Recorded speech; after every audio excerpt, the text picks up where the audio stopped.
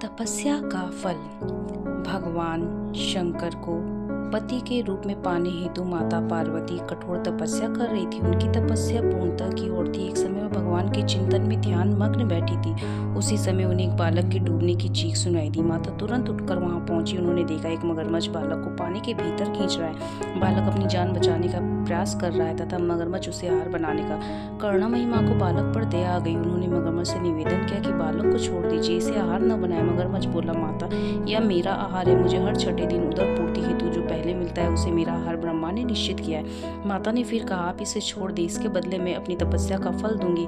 ग्राह ने कहा, ठीक है। माता ने उसे उसी समय संकल्प कर अपनी पूरी तपस्या का पुण्य फल उस ग्राह को दे दिया।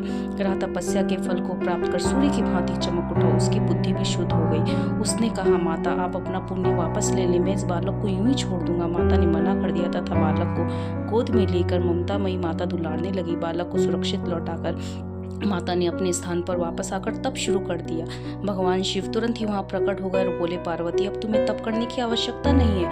हर प्राणी में मेरा वास है। तुमने उस ग्रह को तप का फल दिया, वह मुझे ही प्राप्त हुआ, अतः तुम्हारा तप फल अनंत गुना हो गया। तुमने करुणा वंश द्रवित होकर किसी प्राणी की रक्षा की, अतः मैं तुम पर प्रसन्न हूं तथा तुम्हें अपनी पत्नी रूप में स्वीकार करता हूँ। कथा का सारांश यह है कि जो परहित की कामना करता है उस पर परमात्मा की असीम कृपा होती है। जो व्यक्ति असहायों की सहायता, दयालु, प्रेमी, करुणाकारी होता है, ईश्वर उसको स्वीकार करते हैं। यह कथा शिव पुराण में उल्लेखित है।